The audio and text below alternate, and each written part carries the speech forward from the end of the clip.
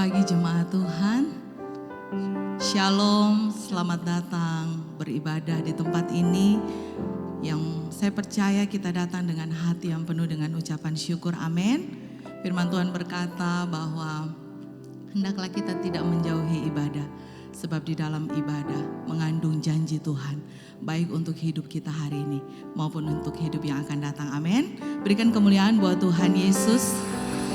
Mari saya persilakan jemaat Tuhan untuk kita bangkit berdiri sambil membuka kedua tangan kita di hadapan Tuhan.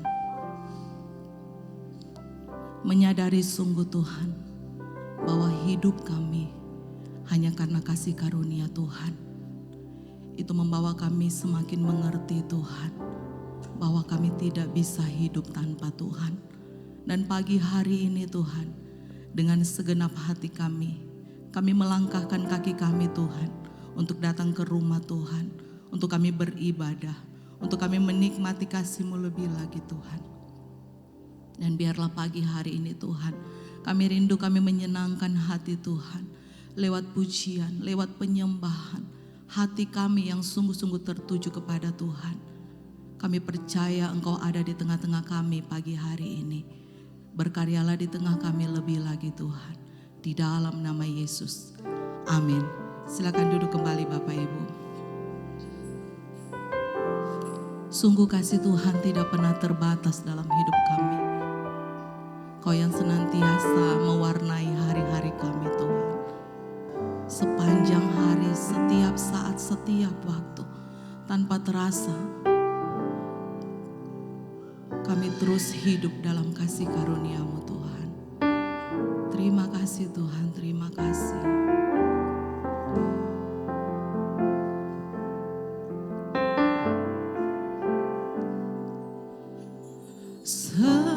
Semusim berlalu, namun Kau selalu meliharaku. Kasih dan setiamu tak pernah layu di hidupku.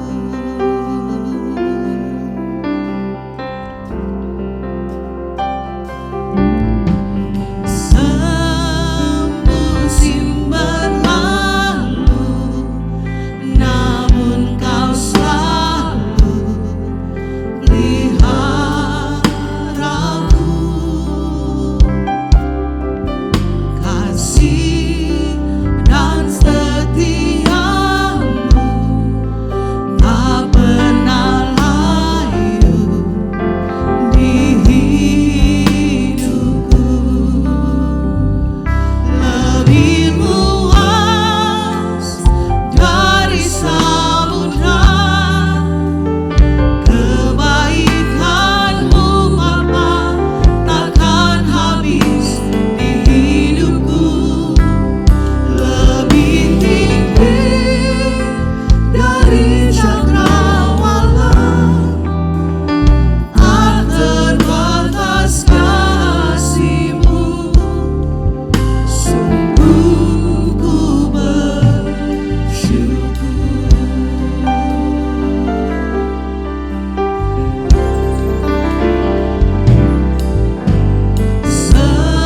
Semusim berlalu, biarlah pagi hari ini kita sungguh menyadari bahwa Tuhan selalu pelihara hidup kita.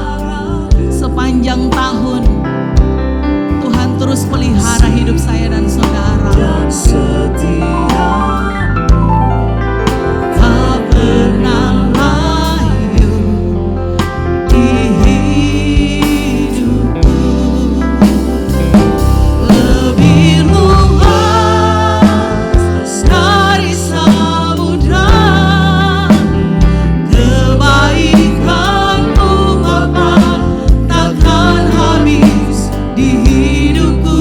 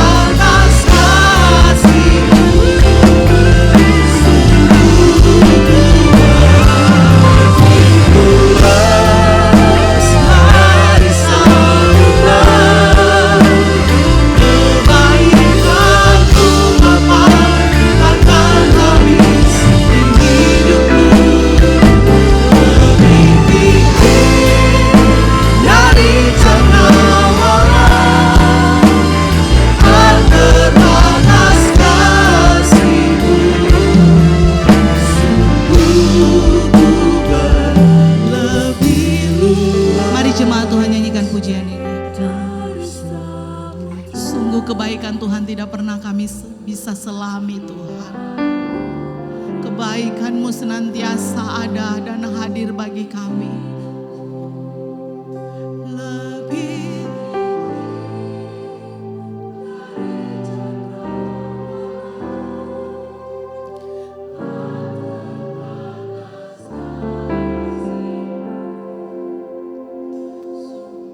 sekali lagi nyanyikan. Lebih luas dari samudra, kebaikan-Mu Bapa takkan habis di hidupku. Lebih tinggi dari cakrawala, tak terbatas kasih-Mu.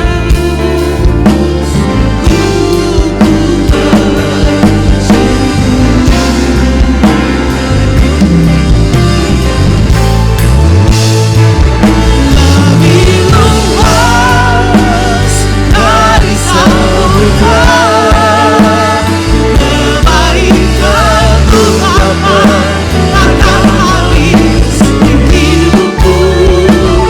Lebih tinggi dari cakrawala, tak terbatas kasih-Mu.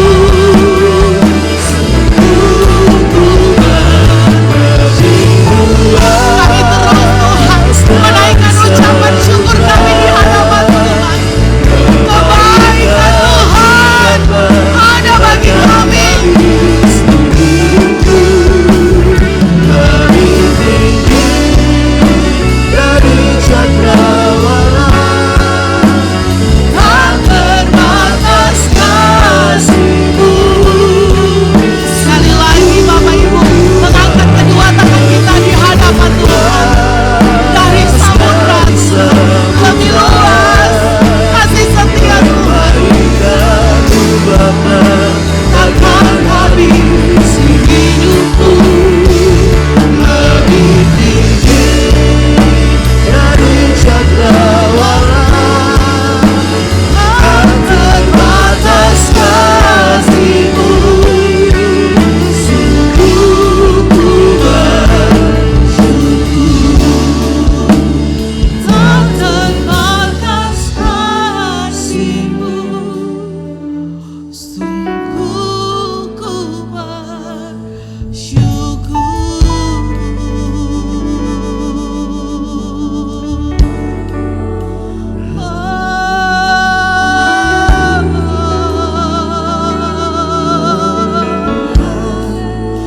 Hati kami bersyukur Tuhan, kami bersyukur. Hati kami limpah dengan syukur. Kami berterima kasih buat segala kebaikan Tuhan yang sudah kami terima. Kami bersyukur, kami bersyukur. Haleluya, Yesus Tuhan. Terima kasih Bapa. Kami bersyukur, terima kasih Tuhan. Sembah sujud kami Tuhan, hanya bagi-Mu. Kami naikkan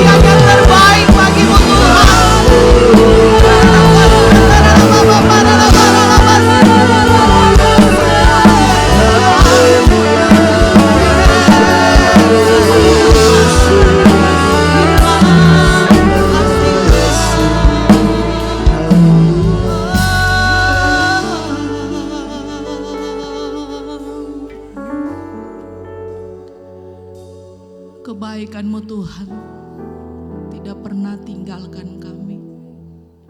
Kebaikan-Mu terus mengejar kami Tuhan. Bahkan di saat sebenarnya kami tidak pantas untuk menerimanya. Tetapi kasih-Mu Tuhan terus mengejar kami dengan segala kebaikan-Mu Tuhan. Kami bawa hati kami lebih lagi Tuhan. Sungguh kami bersyukur. Haleluya Yesus Tuhan. Ku cinta Kau, kasih-Mu tak pernah hilang. Di setiap waktu Kau memegang tanganku. Di saat aku bangun hingga ku berbaring, ku nyanyikan kebaikan-Mu Tuhan. Selamanya Kau setia. Mari nyanyikan kebaikan Tuhan. Selama hidupku Engkau baik. Di setiap hembusan nafasku, ku nyanyikan kebaikan-Mu Tuhan. Berikan kemuliaan buat Tuhan Yesus. Saya jemaat Tuhan, mari kita bangkit berdiri. Suara-Mu menuntunku lewat api. Di gelap malam Engkau dekat denganku. Kau Bapa yang setia, Aku yang setia, Kaulah sahabat, sahabat. oh, dan ku hidup dalam kebaikan-Mu. Mari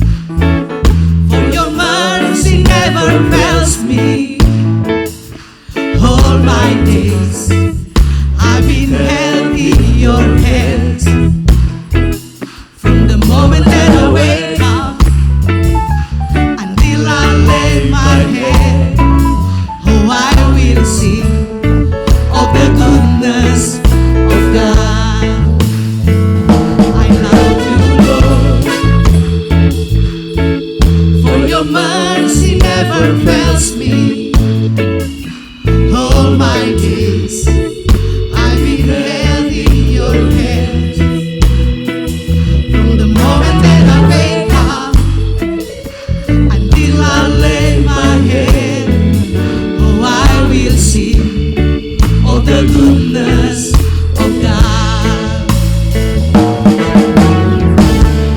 All my life you have been faithful.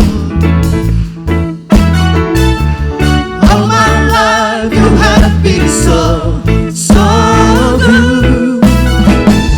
With every breath that I am able, I will sing of the goodness of God.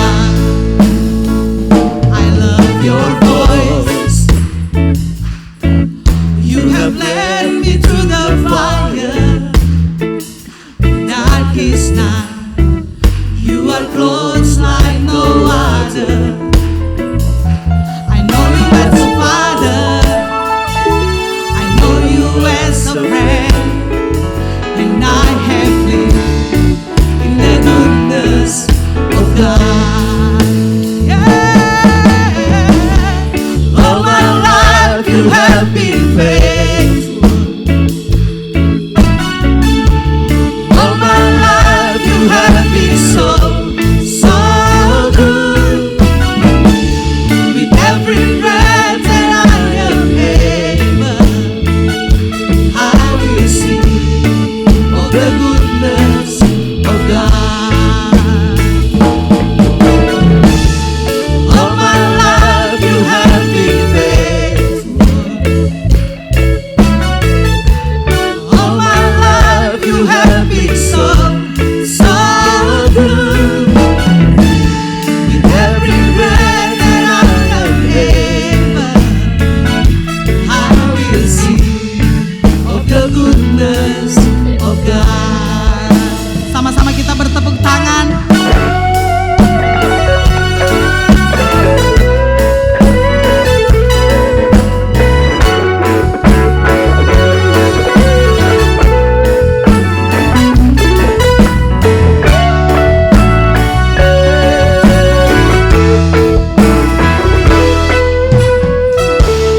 All my life you have been faithful. Jemaat Tuhan.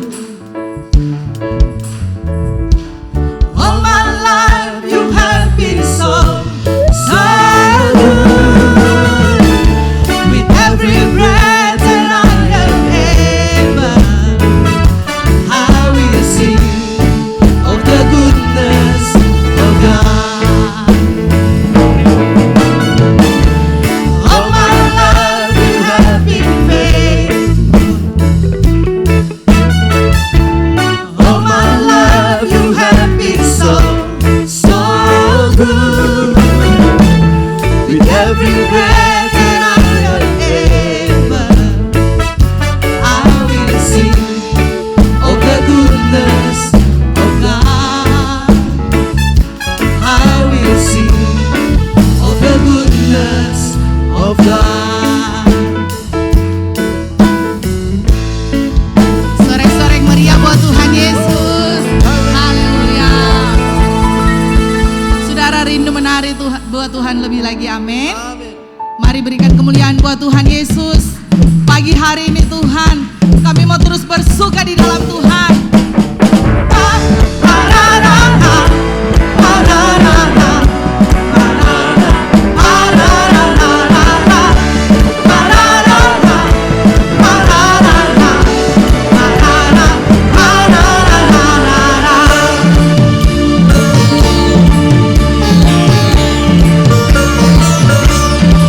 Dengan gambus dan kecapi, mari kita puji Tuhan. Bersoraklah, bernyanyilah, bersuka di hadapannya. Serukanlah nama Tuhan yang memberi kemenangan. Kalau Allah di pihak kita, siapa lawan kita? Come on! Dengan gambus dan kecapi, mari kita puji Tuhan.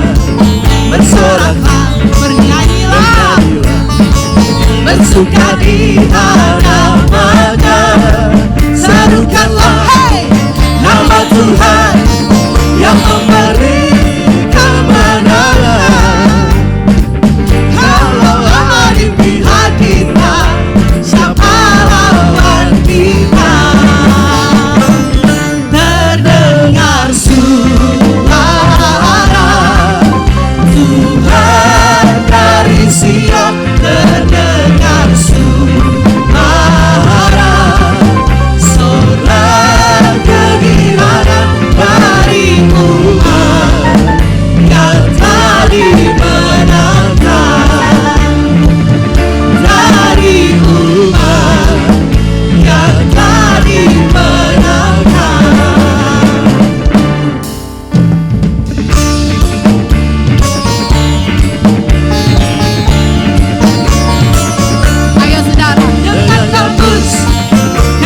kami.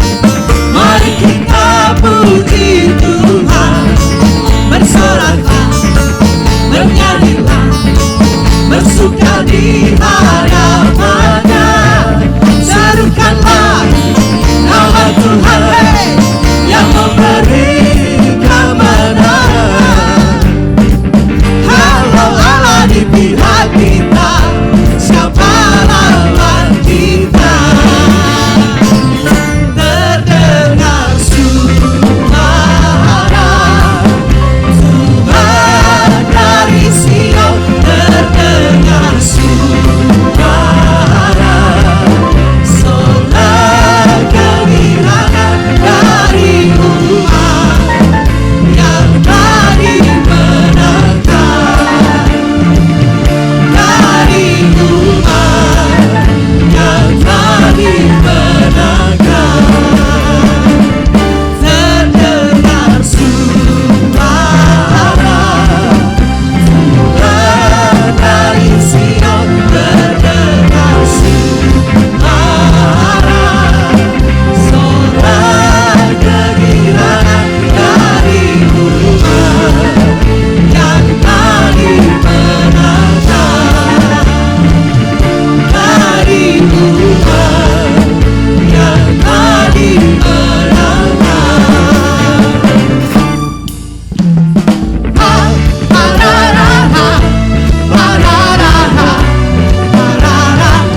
Mari jemaat ikuti saya.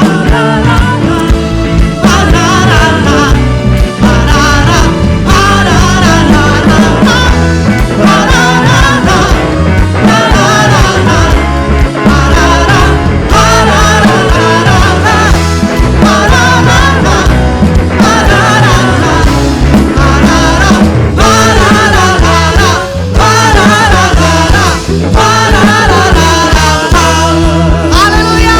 Yesus Tuhan. Kita sudah diselamatkan, dimenangkan oleh Tuhan. Silakan duduk kembali jemaat Tuhan.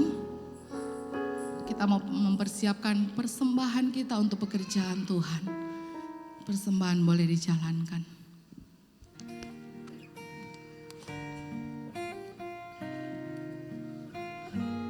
Kami mengundang jemaat Tuhan untuk mengikuti doa bersama setiap hari Senin, Rabu, Kamis jam 7 malam bertempat di Gedung Pastori Baru.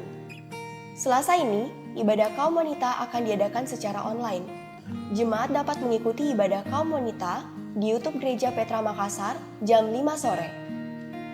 Hari Jumat ada ibadah pujian dan penyembahan jam 7 malam. Mari datang untuk menerima lawatan Allah. Dan bagi kaum pemuda, pelajar, mahasiswa, dan pekerja, bergabunglah bersama kami di ibadah Praniut yang diadakan setiap hari Sabtu pada pukul 7 malam di Gereja Petra Palu. Bagi seluruh jemaat Allah, hadirlah ibadah minggu yang akan diadakan sebanyak 2 kali pada jam 9 pagi dan jam 6 sore. Kami juga mengundang bagi para jemaat agar membawa anak-anak Bapak Ibu sekalian untuk mengikuti ibadah Petra Kids yang akan diadakan pada hari Minggu jam 9 pagi bertempat di ruang sekolah minggu.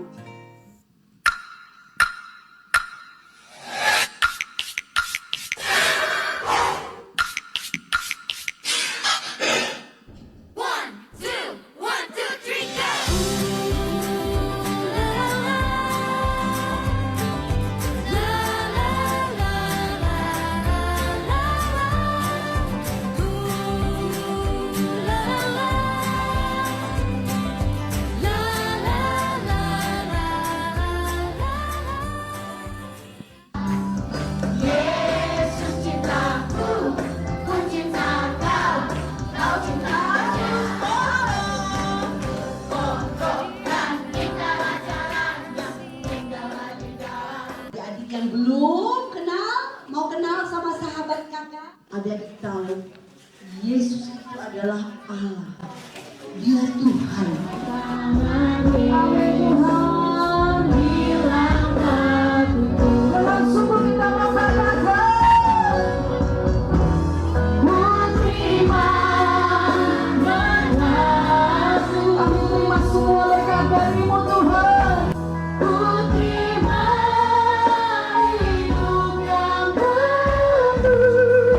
Terima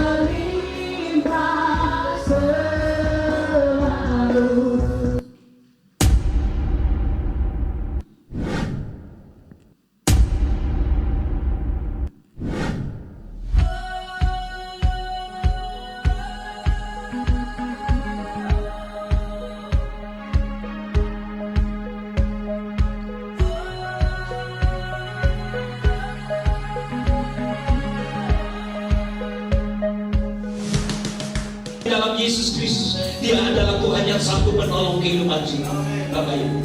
Karena itu saya mengundang Bapak Ibu yang sedang mengalami beban berat, silakan maju ke depan.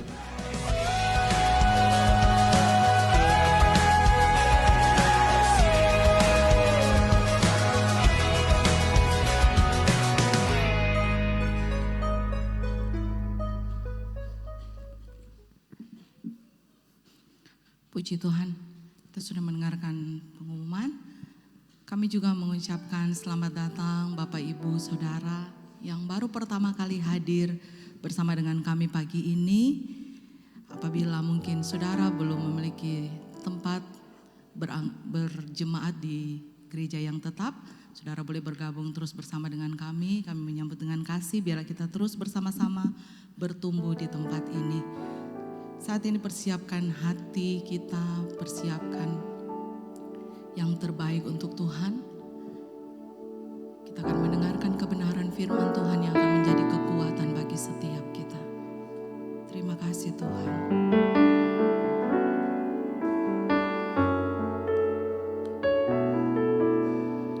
Haleluya Yesus Tuhan. Ku tidak takut,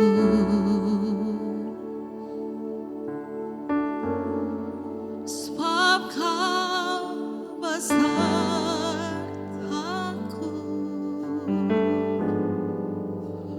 Ku tidak bimbang, sebab Engkau Allahku. Engkau meneguhkanku,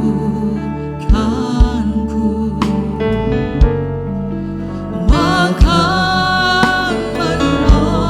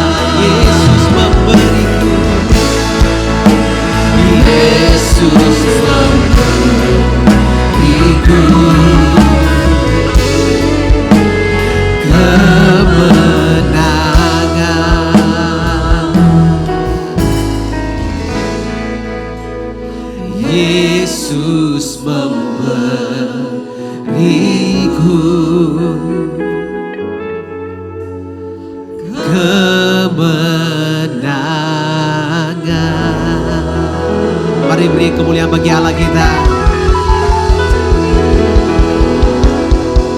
Kami percaya Tuhan, ketika Engkau terus memegang tangan kami, maka kemenangan terus akan di pihak kami.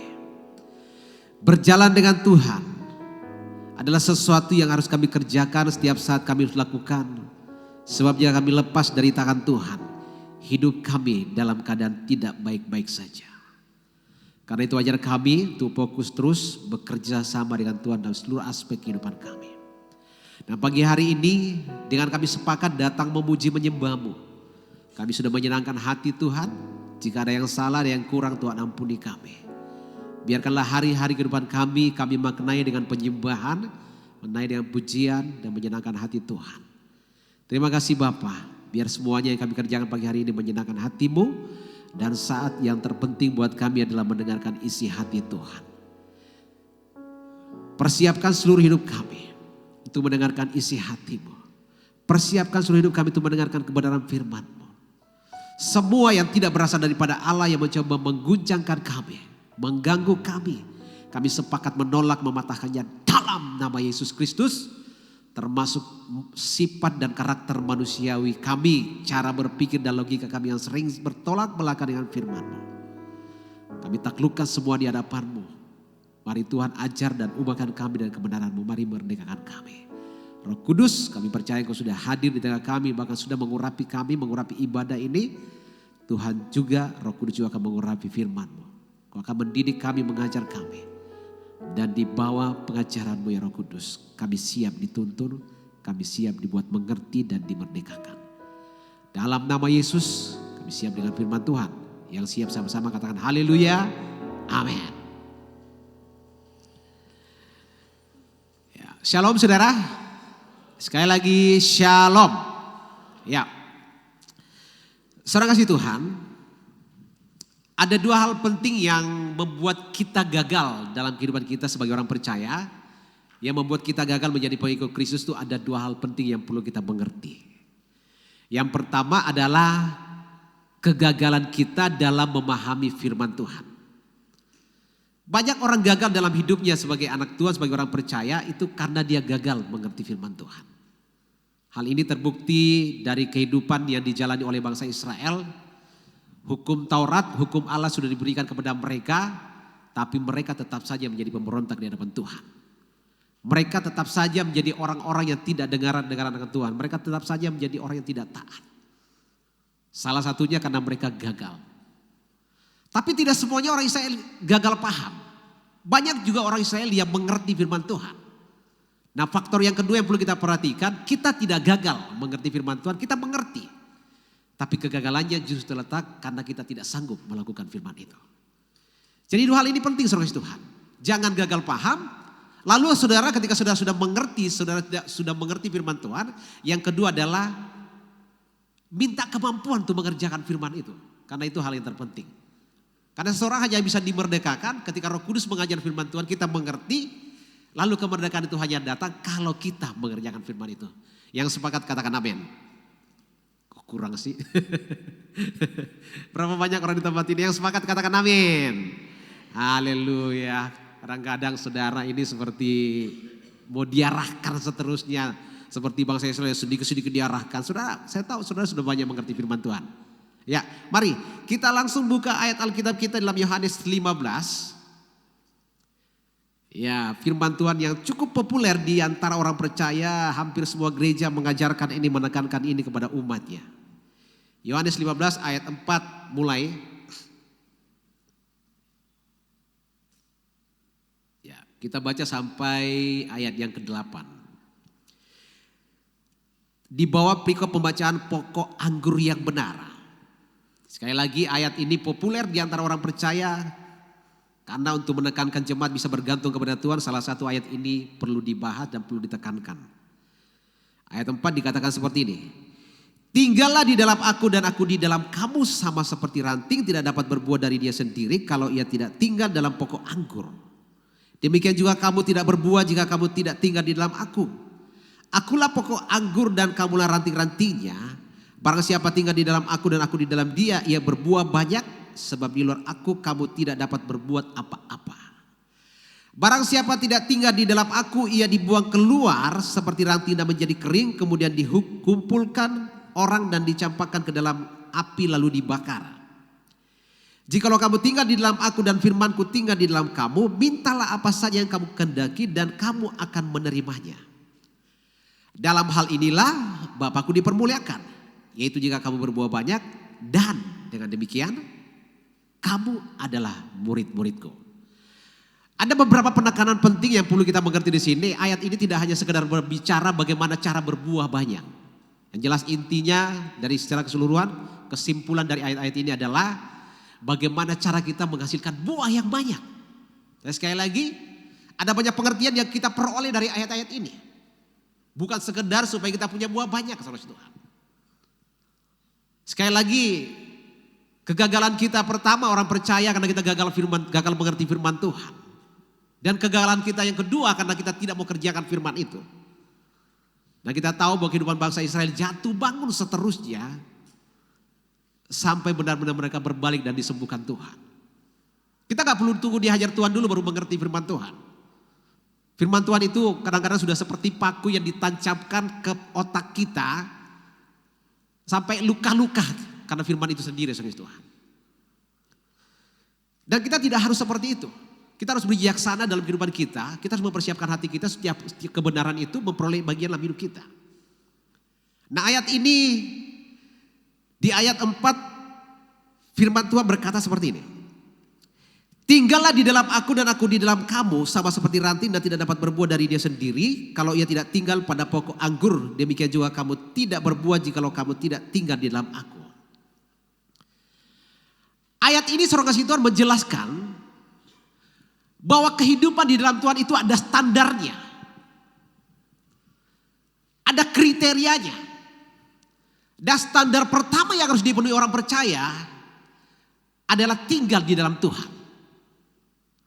Mau disebut anak Tuhan, mau disebut orang percaya, mau disebut pengikut Kristus, mau disebut anak-anak Allah, tapi gak mau tinggal dalam firman Tuhan. Itu masalah. Jadi standar kita yang Tuhan ajukan di sini, yang Tuhan berikan kepada kita bukan sekedar hanya supaya kita berbuah banyak. Ayat ini menceritakan itu. Tapi ada hal-hal yang bernilai ilahi yang kekal yang perlu kita hidupi. Nah, yang pertama yang saya mau katakan kepada saudara, standar yang kita harus miliki sebagai orang percaya itu adalah tinggal di dalam Tuhan. Kenapa tinggal di dalam Tuhan itu menjadi standar utama kita? Karena pada dasarnya kita ini tidak sanggup menghasilkan sesuatu yang baik. Alkitab mencatat di tempat lain bahwa kita ini seperti ranting liar dari pohon liar yang ditempelkan kepada pokok aslinya. Kalau kita nggak ditancapkan di pokok aslinya, kita tidak akan bisa menghasilkan yang baik. Boleh saya minta 2 orang laki-laki, oleh Oscar sama Nyong. Lupa Ruben ya. Oke. Berdiri di samping saya, kiri kanan saya. Kali ini saya nunjuk 2 pengawal buat saya berkhotbah hari ini. Lihat tampaknya kayak tentara, kayak perwira. Kayak bodyguard. Cocok jadi pengawal mereka berdua.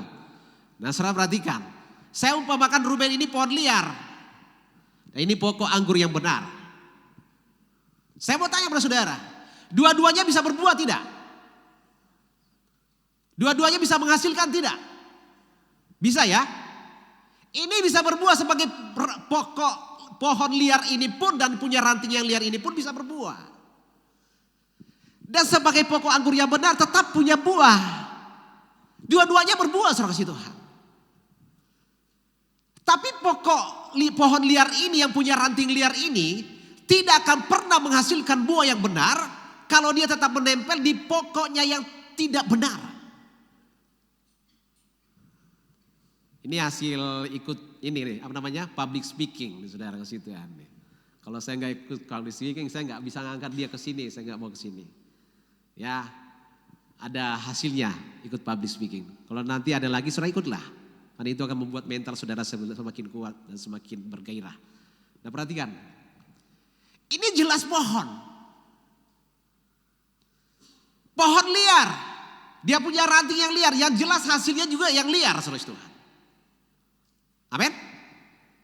Tapi ini pokok anggur yang benar, hasilnya pasti benar.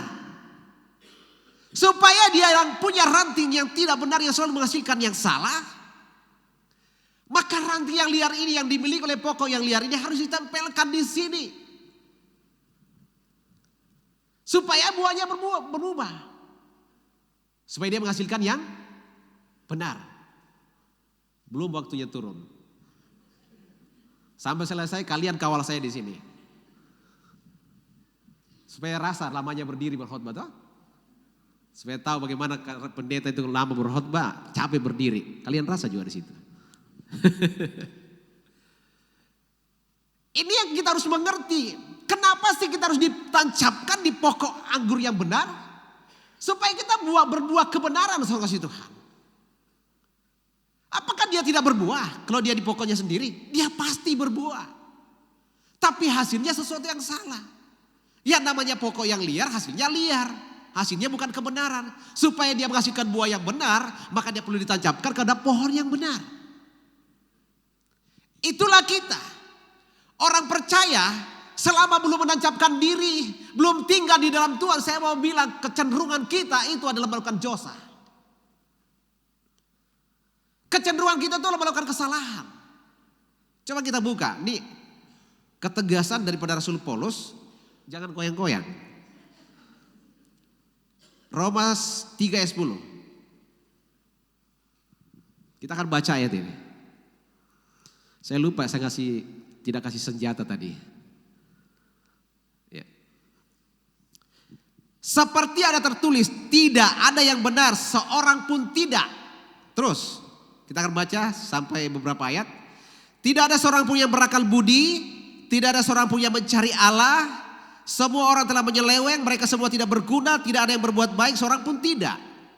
Kerongkongan mereka seperti kubur yang terenganga, lidah mereka merayu-rayu, bibir mereka mengandung bisa.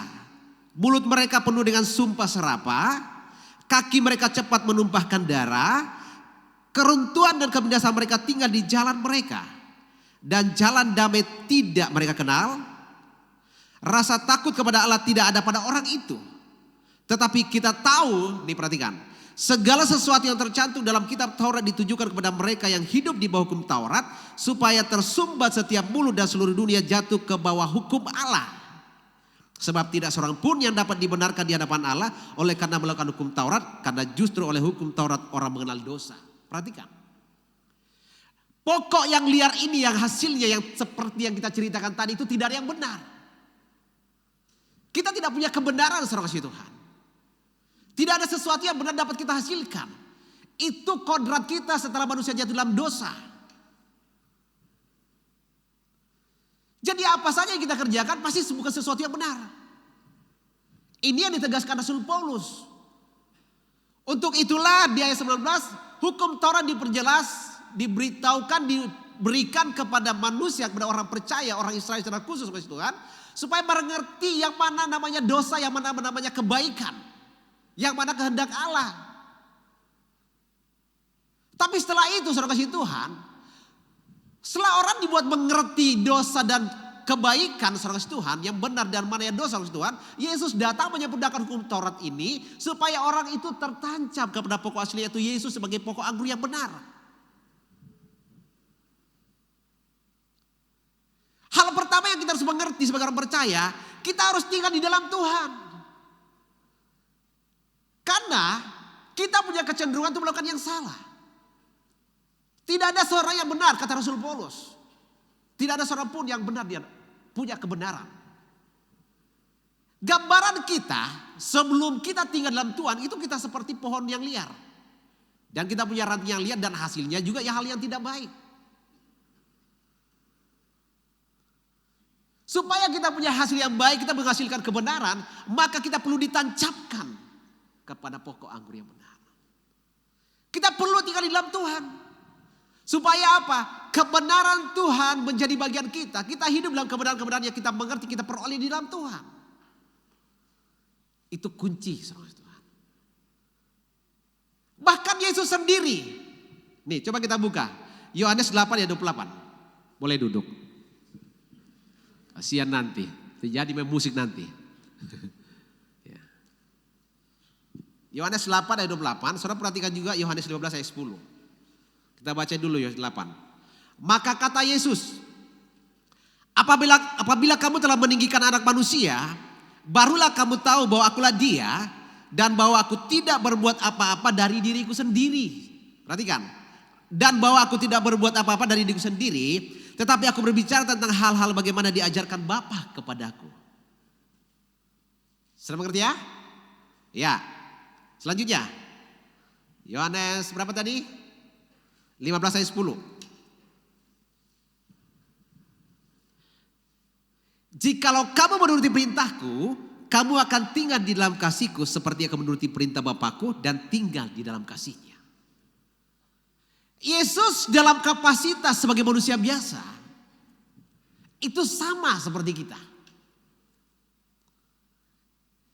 Kita harus melihat Yesus dalam dua sisi. Sebagai Allah 100% dan sebagai manusia 100%. Nah kalau kita melihat Yesus sebagai manusia persen, maka dia sama seperti kita. Dia punya peluang untuk melakukan kesalahan. Dalam kapasitas sebagai manusia biasa, Yesus punya kapasitas untuk melakukan dosa. Tapi seorang kasih Tuhan, Yesus tidak tercatat sebagai manusia berdosa. Yesus tidak tercatat melakukan kesalahan. Bahkan sekalipun sudah dibawa ke penghakiman, tidak ada satupun yang dapat membuktikan dia bersalah. Sampai dia dihakimi, itu pun dihakimi bukan karena dia berbuat salah. Diusahakan didapat salahnya, dia tidak ditemukan. Alasannya kenapa? Karena dia tinggal di dalam Bapa sebagai kebenaran. Dia yang manusia biasa itu melekat dengan Bapa, tinggal di dalam Bapa. Sehingga dia berkata, aku tidak dapat berbuat dari diriku sendiri. Yesus mengakui hal ini. Kalau dari seberang seorang kasih Tuhan, orang akan mengatakan, ini loh Yesus bilang, dia tidak bisa berbuat dari diri sendiri, berarti Yesus bukan Tuhan. Memang kalau dia ngomong seperti itu, Yesus bukan Tuhan. Banyak orang yang mempelintir ayat ini. Yo, Yesus sendiri bilang, saya tidak dapat berbuat dari diriku sendiri. Itu dalam kapasitas dia sebagai manusia biasa. Untuk itulah dia perlu tinggal di dalam Bapa supaya apa? Dia melihat Bapa mengerjakan dan Bapa juga mengerjakan sesuatu dalam dirinya. Barulah keluar kebenaran yang dari Bapa itu. Nah kalau Yesus sendiri untuk menghasilkan sesuatu yang benar dalam kapasitas dia sebagai manusia seperti kita, dia tinggal di dalam Bapa sehingga kebenaran-kebenaran yang dia peroleh, yang dia dapat, dia hidupi di dalam Bapa itu termanifestasi keluar dari dalam dirinya. Sudah boleh paham kan? Amin. Para rasul mengerti ini. Orang Kristen mula-mula mengerti hal seperti ini. Yesus mengajarkan ini, memberi teladan. Bahwa tinggal di dalam Tuhan itu adalah sebuah standar kehidupan yang kita harus miliki. Karena kita tidak bisa berbuat apa-apa. Dengar, perhatikan aja. Kita tidak bisa berbuat apa-apa. Dalam artian kita tidak bisa menghasilkan sesuatu yang benar. Bagaimana cara menghasilkan yang benar itu? Tinggal di dalam Bapa sebagai kebenaran. Tinggal di dalam Tuhan. Jadi ini standar yang ditawarkan, itu standar kehidupan. Jadi standar awal kita sebagai orang percaya, kalau kita terima Tuhan sebagai Tuhan dan Juru Selamat kita, yang pertama yang kita harus lakukan adalah bagaimana caranya kita harus tinggal di dalam Bapa, tinggal dalam Tuhan, tinggal dalam kebenaran. Sebab kalau kita berada di luar itu, kita tidak akan dapat berbuat apa-apa, bahkan perumpamannya kita tidak akan menghasilkan buah kebenaran. Sementara yang dituntut dari kita adalah buah kebenaran.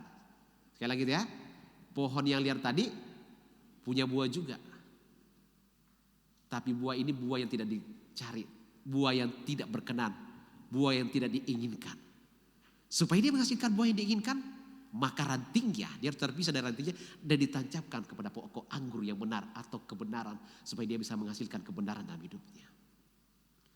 Artinya kalau kita tidak tinggal di dalam Tuhan, kita tidak akan menghasilkan hal-hal yang baik, hal-hal yang benar.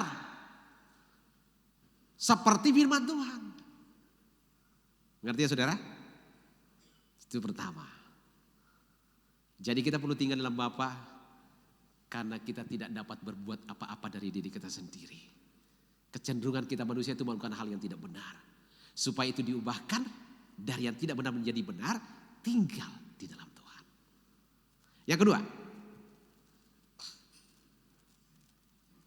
Yang kedua kita baca ayat 6. Barang siapa tidak tinggal di dalam aku, ia dibuang keluar seperti ranting dan menjadi kering. Kemudian dikumpulkan orang dan dicampakkan ke dalam api lalu dibakar. Ya, perhatikan. Yang pertama tadi standar. Jadi Yesus sedang berbicara tentang standar. Yang kedua, ayat ini sedang bercerita bagaimana caranya kita menjadi orang yang dihitung Tuhan. Ayat 6 ini mengandung arti yang ilahi, standar ilahi atau nilai ilahi saudara kasih Tuhan. Bahwa kalau kita tinggal di dalam Tuhan, itu yang akan membuat kita masuk dalam hitungan Tuhan. Orang yang terhitung itu adalah orang yang tinggal di dalam Tuhan. Orang yang tidak tinggal di dalam Tuhan, Alkitab berkata seperti ranting yang tidak berbuah, dipotong, dikumpulkan, dibakar. Artinya kalau kita tidak tinggal di dalam Tuhan itu, kita tidak akan pernah dihitung oleh Tuhan.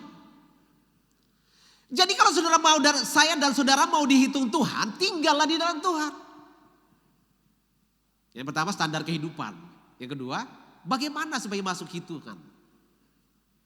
Jelas ya? Ayat 6 berkata apa?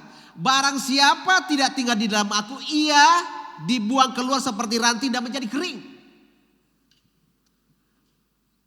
Kita kalau tidak tinggal di dalam Tuhan, kita seperti ranting yang dibuang keluar dan menjadi kering, dikumpulkan lalu dibakar.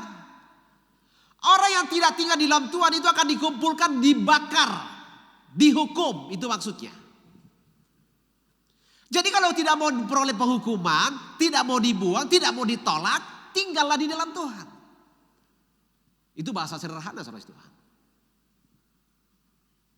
Nah bagaimana caranya? Coba kita buka Wahyu 11 ayat 1 sampai 3.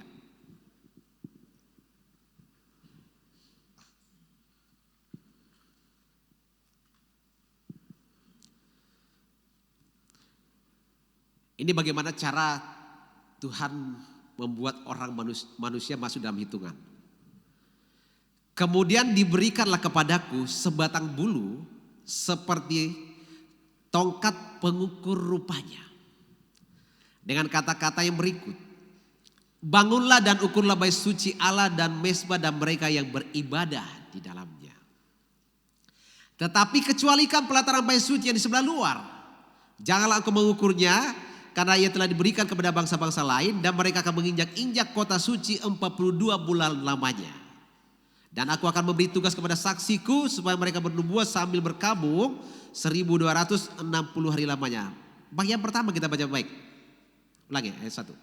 Kemudian diberikanlah kepada aku sebatang bulu seperti tongkat pengukur rupanya. Tongkat pengukur. Jadi Tuhan itu punya alat ukur. Dengan kata yang berikut. Ada alat pengukurnya dengan kata-kata yang mengikuti alat pengukur itu. Bangunlah dan ukurlah bait suci Allah dan mezbah dan mereka beribadah di dalamnya. Ini yang dijelaskan tentang tabernakel saudara Tuhan. Di depan atau pelataran luar itu ada 2 peralatan ibadah. Ada mezbah korban bakaran di luar. Ada kolam pembasuhan yang kemudian kita artikan itu sebagai kolam baptisan. Kemudian masuk dalam ruangan kudus. Dengan hadirnya Yesus berkorban dari kayu salib. Pemisah antara ruang kudus dan rumah kudus itu. Lalu kita berkata tirainya terbelah 2. Maka menyatulah ruangan kudus dan ruang kudus. Nah orang yang dihitung saudara Tuhan. Orang-orang yang ada di dalam ruang kudus dan ruang maha kudus itu. Orang-orang yang sudah menerima firman Tuhan. Orang-orang yang sudah menerima terang Allah itu kekidian. Orang-orang yang hidup penyembahannya itu mezbah dupa. Orang-orang yang senantiasa intim dan akrab dengan Tuhan yaitu lewat tabut perjanjian. Mendengarkan suara Tuhan. Inilah orang yang dihitung Tuhan. Kalau nggak tinggal di dalam ruang kudus dan maha kudus ini saudara Tuhan. Itu sama dengan kita tidak tinggal di dalam Tuhan. Sebab yang ada di dalam Roh Kudus itu adalah firman Tuhan, terang Allah, penyembahan, berbicara kepada Tuhan. Itu yang ada di dalam Roh Kudus dan Roh Kudus. Itu yang diukur, itu yang disuruh diperintahkan kepada Yohanes untuk diukur. Yang beribadah di dalam Roh Kudus dan Roh Kudus, yang di luar enggak. Jadi sekalipun saudara sudah dibaptis, kalau saudara enggak masuk dalam ruangan itu, saudara enggak akan dihitung. Ada standar untuk kita dihitung. Kita harus masuk dalam Roh Kudus dan Roh Kudus itu. Nah, saya harap hari ini kita tidak gagal paham. Jadi tinggal dalam Tuhan itu adalah standar yang Tuhan ajukan kepada kita. Supaya yang kedua, kita masuk dalam hitungan Tuhan. Sebab akan ada orang yang dihitung. Ada orang yang tidak dihitung.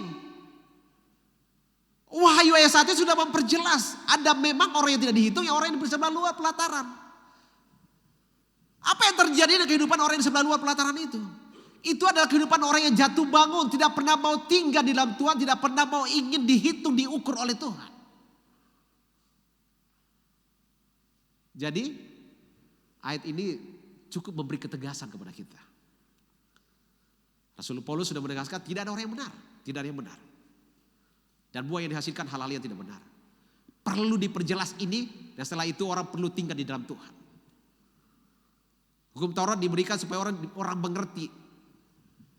Ya, supaya orang mengerti, ini loh hasil daripada hidup kamu nih. Cuma seperti ini. Tapi hidup harus dibaharui.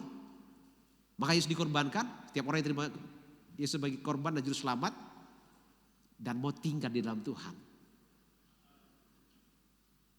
Dia terhitung oleh Tuhan. Itu hal yang kedua. Yang ketiga. Kita baca ayat 7. Jikalau kamu tinggal di dalam aku dan firmanku tinggal di dalam kamu, mintalah apa saja yang kamu kehendaki dan kamu akan menerimanya. Perhatikan. Ayat ini menjelaskan kepada kita standar doa yang akan menerima jawaban. Yesus atau Yohanes sebagai penulis Injil dalam ayat ini menegaskan bahwa doa yang akan dijawab Tuhan hanya doa orang-orang yang tinggal di dalam Tuhan, yang firman-Nya tinggal di dalam dia, yang mengerti firman Tuhan maksudnya. Perhatikan baik-baik. Jikalau kamu tinggal di dalam aku dan firman-Ku tinggal di dalam kamu, mintalah apa saja yang kamu kehendaki dan kamu akan menerimanya. Banyak orang berpikir begini, yang penting berdoa, beriman. Tapi kalau kau nggak tinggal dalam firman-Nya, firman itu menuntut kita. Saudara tahu pada akhirnya firman yang jadi hakim atas kehidupan kita. Amin ya. Firman yang akan menuntut kita. Dan ternyata firman itu ada sangkut pautnya dengan doa kita. Bahkan doa yang kita naikkan kepada Tuhan itu ada relevansinya dengan firman Tuhan yang kita mengerti.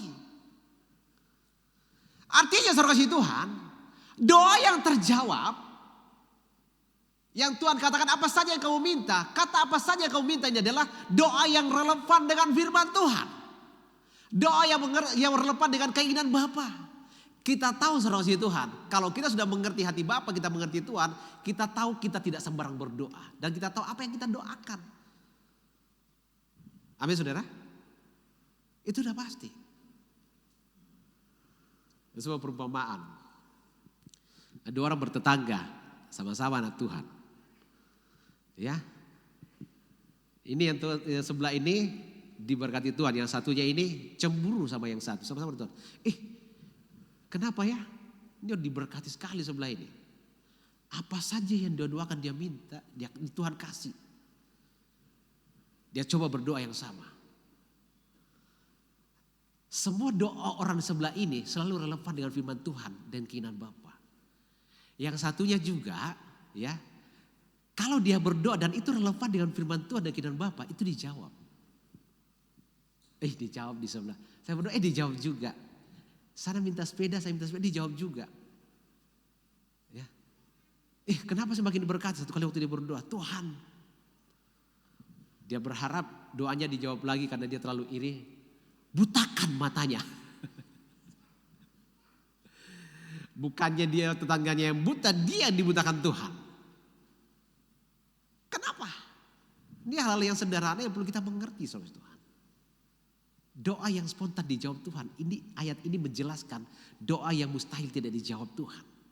Artinya doa yang pasti dijawab. Perhatikan, jikalau kamu tinggal di dalam aku, kata aku tinggal di dalam kamu. Perhatikan, jika kamu tinggal di dalam aku, kalau kita tinggal di dalam Bapa dan firmanku tinggal di dalam kamu dan firman Tuhan tinggal dalam diri kita, Yesus atau Tuhan memberikan ketegasan, memberikan jaminan di sini bahwa apa saja yang kita minta pasti diberikan. Jadi kunci jawaban Tuhan itu bagaimana cara kita tinggal di dalam firman-Nya. Bagaimana kita tinggal di dalam Bapa dan firman-Nya kalau mau tinggal dalam diri kita, itu akan menjadi jaminan jawaban Tuhan atas doa-doa kita. Ini menjadi kunci, saudara Tuhan. Saya mau bersaksi sedikit, saudara Tuhan. Saudara tahu kan minggu lalu hari Kamis, minggu lalu ya, 2 minggu lalu, itu KKR di Palolo. Saya biasanya kalau bikin Natal dulu ya, kalau kita potong babi seperti itu, ini ada Ciaswan nih. Saya 2 kali ya Ci ya, beli babi harga 100 kilo ya sahabat Ci ya. 2 kali aja, sudah 2 kali ya.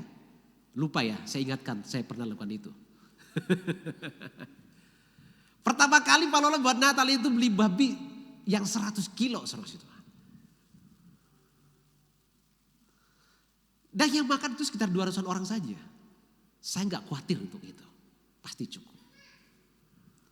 Tapi baru-baru ini, babi daging yang kita beli itu 50 kilo. Tambah ayam, tambah ikan.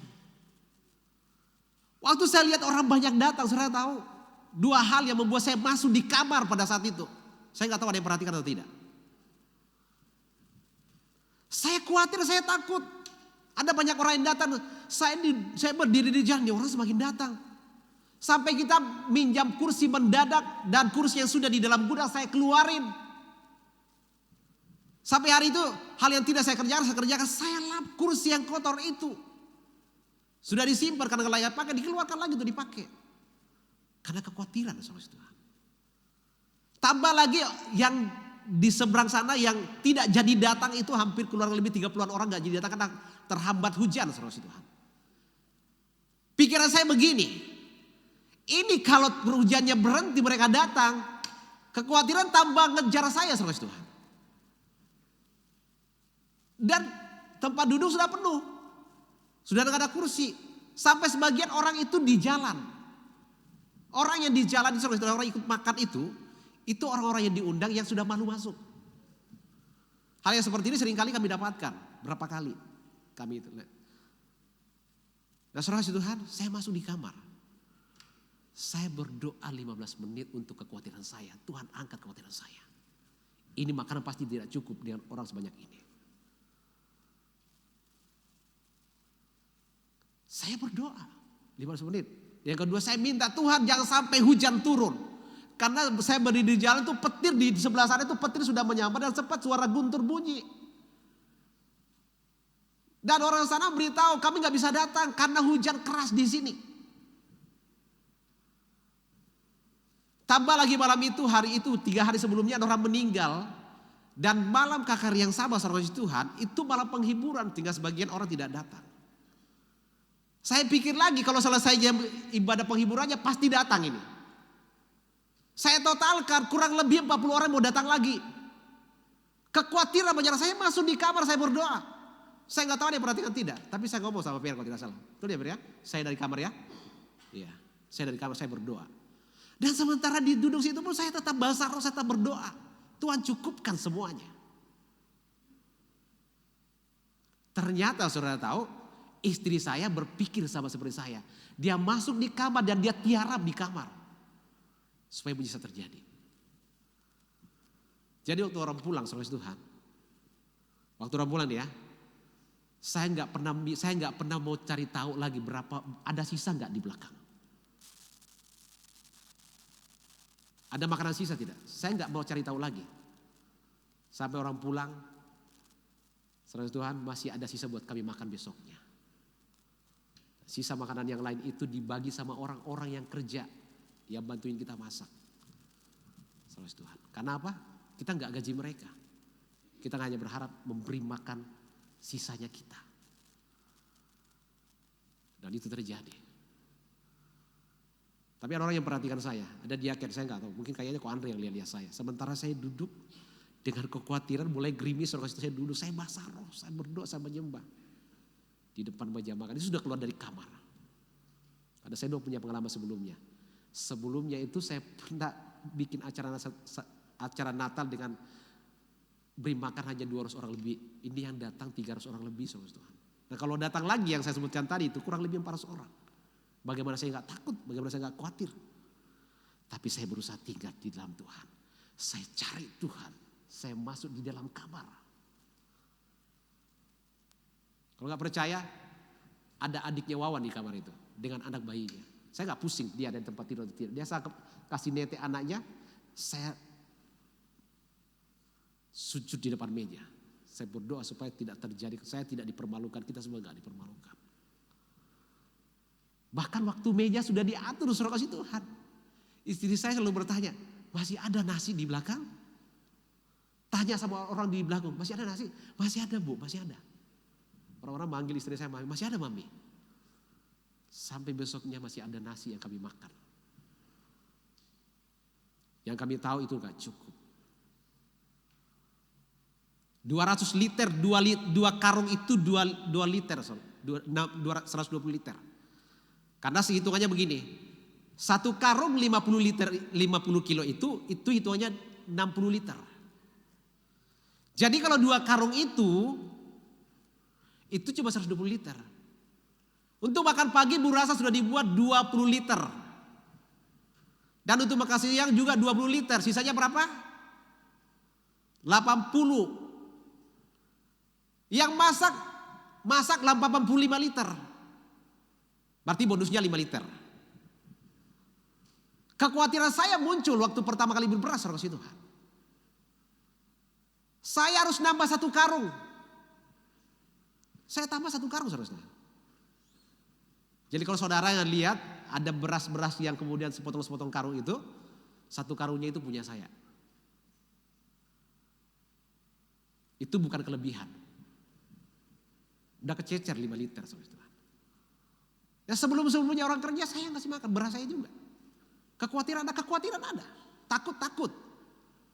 Tapi firman Tuhan menggugah dan mengejar saya. Oh harus cari Tuhan. Malam itu saya cari Tuhan. 15 menit saya di kamar. Ternyata istri saya di kamar sebelah kiarap di hadapan Tuhan. Minta supaya tidak dipermalukan. Dan itu terjadi. Malam itu doa saya dijawab. Ayat ini tergenapi. Barang siapa yang tinggal di dalam Tuhan dan firman-Ku tinggal dalam dia. Apa saja yang dia minta pasti diberikan. Tapi proses hidup ini berjalan terus menerus. Saya tahu ini tidak mudah. Untuk sepenuhnya bisa beriman seperti ini tidak mudah, saudara Tuhan. Saya seringkali menghadapi hal yang seperti ini. Dan terima tantangan untuk bisa mengerjakan ini. Tapi di sisi lain kadang-kadang saya jadi orang yang kalah juga. Tetap kekhawatiran itu menang dalam hidup saya. Tapi kadang-kadang di situasi yang terpojok, saudara Tuhan, iman itu bereaksi secara spontanitas ketika kita tinggal dalam Tuhan dan firman-Nya kita aktifkan dalam diri kita. Saudara nangkap amin? Amin saudara? Iya. Jadi tinggal di dalam Tuhan itu akan menjadi standar untuk kita dijawab Tuhan. Yang keempat, ayat 8 saudara baca. Dalam hal inilah Bapakku dipermuliakan. Bagaimana caranya kita mempermuliakan Tuhan? Bagaimana caranya supaya Tuhan itu dipermuliakan dalam hidup kita? Caranya adalah tinggal di dalam Tuhan dan firman-Nya tinggal dalam diri kita. Sebab orang yang tinggal di dalam Tuhan dan firman-Nya tinggal di dalam dia, kecenderungannya itu berbuat yang benar. Kalau kita melakukan yang benar, maka siapa yang dipermuliakan? Siapa yang dipermuliakan? Masih kurang paham ini. Jangan gagal paham saudara ya. Cara mempermuliakan Tuhan adalah, cara mempermuliakan Bapa adalah tinggal di dalam dia dan firman-Nya tinggal dalam diri kita. Orang yang tinggal di dalam Bapa dan firman yang tinggal dalam dia, kecenderungannya itu melakukan apa yang diinginkan Bapa. Itulah sebabnya setiap apa yang dikerjakan oleh Yesus itu selalu yang dibilang ini kehendak Bapa. Terima kasih Bapa karena kau mendengarkan aku. Kau masih mendengarkan aku. Dan tidak ada doa Yesus yang tidak dijawab. Semua dijawab. Karena kebenaran ada di dalam Yesus. Ketika dia tinggal dalam Bapa. Dan dia tinggal dalam Bapa. Ini persekutuan yang tidak boleh terpisahkan. Cara mempermuliakan Bapa tinggal di dalam dia dan firman-Nya tinggal di dalam kita. Bagian terakhir. Bagian terakhir adalah yaitu sekali lagi ayat 8. Dalam hal inilah Bapakku dipermuliakan. Yaitu jika kamu berbuah banyak. Bagian terakhir apa? Sama-sama kita baca. Dan ulangi sama-sama. Dari bagian A. Dalam hal inilah Bapakku dipermuliakan, yaitu jika kamu berbuah banyak. Dan dengan demikian kamu adalah murid-muridku. Ayat ini juga memberi penjelasan kepada kita bagaimana cara menjadi murid. Yesus berkata di tempat lain, kalau firman-Ku tinggal di dalam kamu, kau tinggal di dalam firman Tuhan itu, Yesus berkata kepada murid-muridnya, maka kamu adalah murid-muridku. Jadi di sini juga menegaskan standar menjadi murid itu seperti apa. Standar untuk menjadi seorang murid adalah tinggal di dalam firman dan firman tinggal dalam kita, tinggal di dalam Tuhan dan Tuhan tinggal dalam kita. Itu standar menjadi seorang murid. Itulah sebabnya saudara kasih Tuhan. Pertama kali Yesus memilih murid, saudara kasih Tuhan, saudara tahu? Itu tidak mudah Yesus mengajarnya. Udah dipilih jadi murid, masih jatuh bangun mereka. Saling nuding, saling menghakimi, saling merasa terbaik. Saling cemburu satu sama lain. Ini karakter yang perlu disingkirkan. Supaya setelah karakter itu disingkirkan, para murid bisa tinggal di dalam Bapa dan firman itu tinggal dalam dia. Barulah Yesus mengatakan, kalau firman-Ku tinggal dalam kamu dan kamu tinggal dalam firman itu, kamu benar-benar murid-Ku. Nah, ayat ini menjelaskan seperti itu. Dalam hal inilah Bapakku dipermuliakan, kita tinggal dalam Bapa, Bapa dipermuliakan. Yaitu jika kamu berbuah banyak dan dengan demikian kamu adalah murid-murid-Ku. Bagaimana menjadi murid? Tinggal di dalam Bapa. Bagaimana menjadi murid? Tinggal di dalam firman Tuhan. Firman tinggal dalam kita, Bapa tinggal dalam kita. Kenapa? Apa sih tuntutannya murid? Atau apa yang dituntut kepada para murid? Menurut saudara, apa yang kita tuntut kepada murid kita? Ketaatannya. Dengar-dengarannya. Kalau saudara seorang otoritas di sebuah pekerjaan, kalau orang saudara pimpin itu tidak dengar-dengar kepada saudara, apa yang saudara katakan kepada mereka itu tidak mereka ambil dan tidak tahu dalam hati, maka mereka akan jadi pemberontak. Mereka tidak akan dengar-dengar saudara. Saudara punya pertimbangan untuk tetap menaruh dia di tempat pekerjaan saudara atau tidak. Tapi kalau saudara yakin orang ini dengar-dengaran dan taat kepada apa yang saudara perintahkan, saudara pasti tidak akan berani melepaskan dia. Saudara tetap akan sayang sama dia. Amin saudara? Demikian Tuhan. Kalau firman Tuhan itu sudah ada dalam diri kita dan kita tinggal dalam firman Tuhan itu, ini yang menjadi standar untuk kita menjadi seorang murid. Jadi ternyata menjadi murid pun ada standarnya. Itulah sebabnya yang dikerjakan Yesus selama memilih murid, itu adalah mengupayakan, mengajar, mendidik supaya benar-benar firman yang disampaikan Yesus itu benar-benar tinggal di dalam murid itu.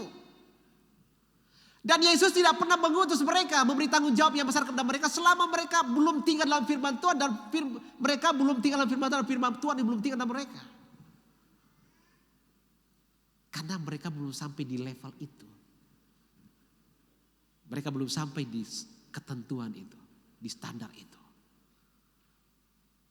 Jadi saudara, jadi murid harus tinggal di dalam Bapa, harus tinggal di dalam firman, dan firman harus tinggal dalam diri kita. Ada berapa poin yang jadi berkat buat saudara hari ini? Ada 5. Banyak ya? Puji Tuhan kalau banyak. Artinya saudara banyak berkat. Yang pertama, tinggal di dalam Tuhan itulah sebuah standar yang kita harus punya. Karena kita gak bisa berbuat apa-apa kalau kita tinggal dalam Tuhan. Kecenderungan kita berbuat salah, berbuat dosa. Yang kedua, apa tadi?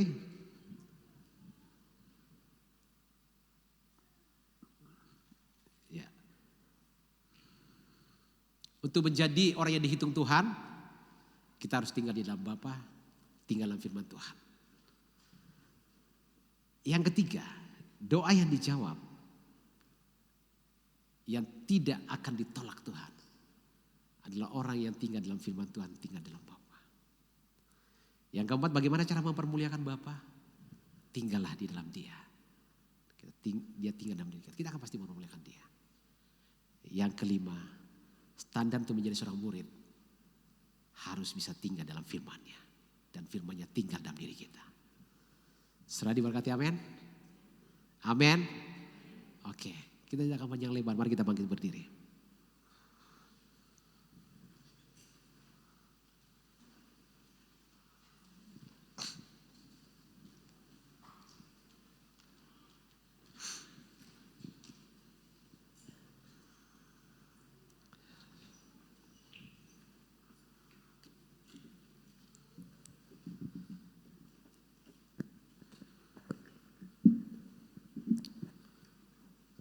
Mari kita angkat pujian ini.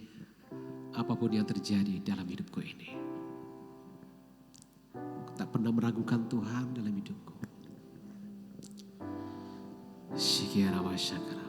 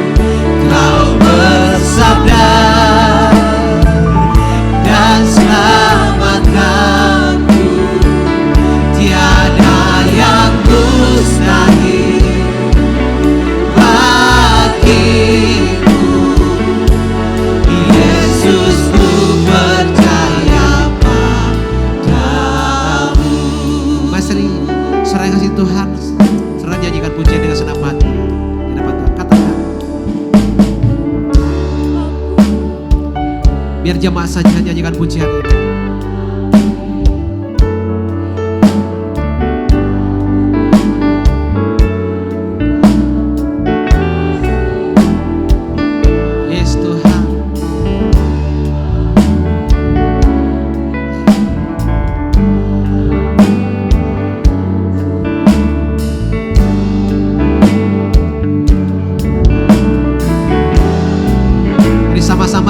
lagi apapun yang terjadi.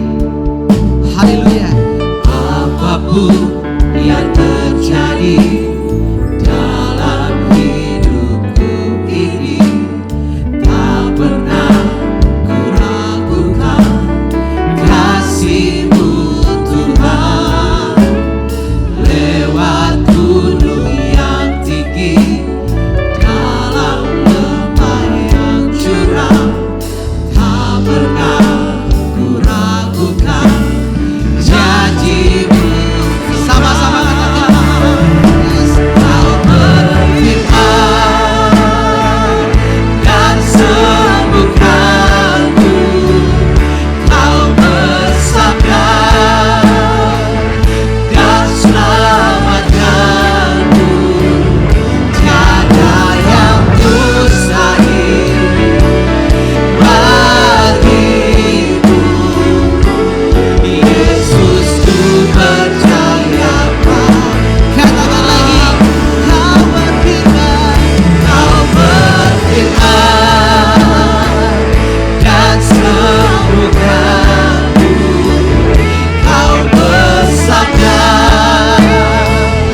dan selamatkanku. Tiada yang mustahil bagimu. Yesus, ku percaya padamu. Disuruh lagi, katakan sama-sama, Kau berfirman. Kau berfirman dan sembuhkanku, Kau bersabda dan selamatkanku. Tiada yang mustahil, haleluya, bagimu. Yesus, ku percaya padamu. Yesus, ku percaya padamu. Yesus, ku percaya. Yesus, ku percaya padamu.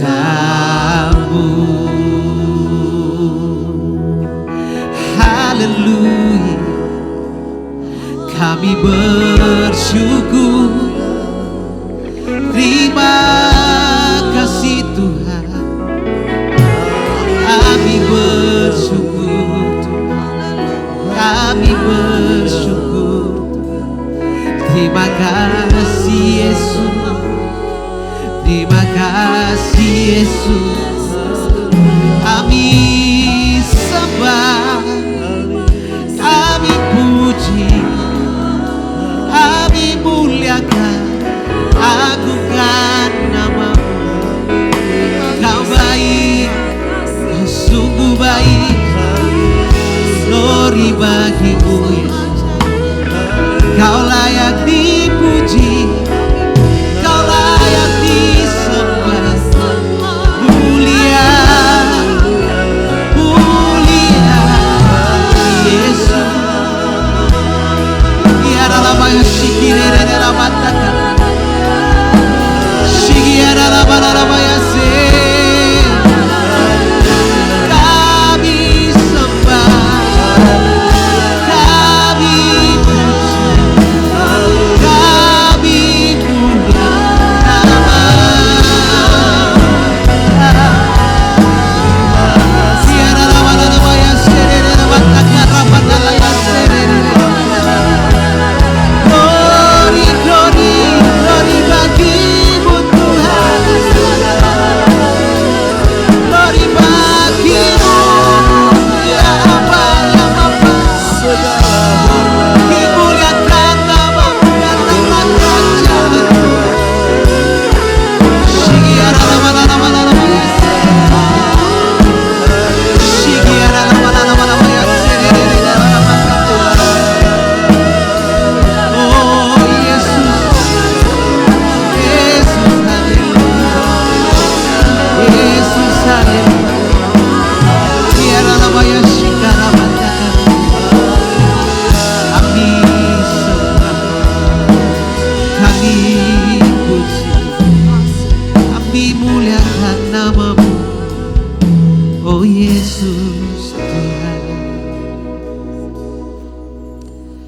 Terima kasih Tuhan buat firman-Mu pagi hari ini.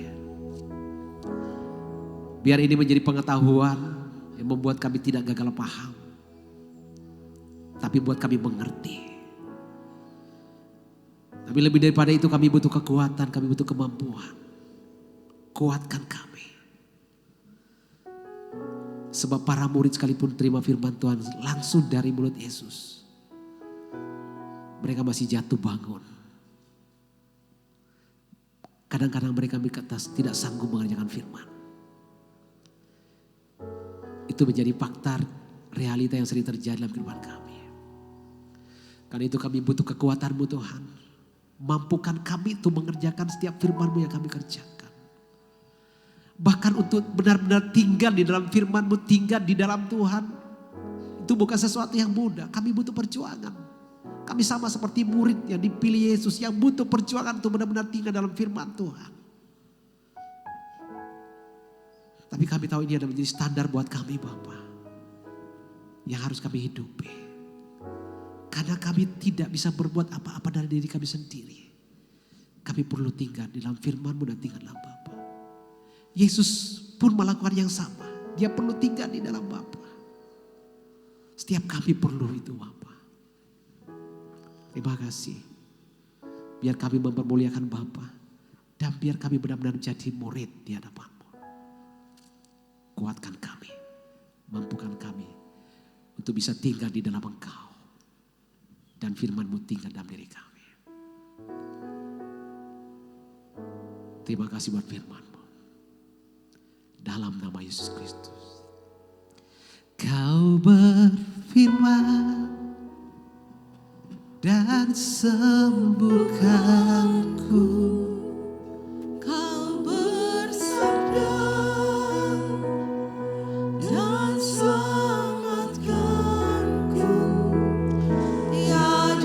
Yang mustahil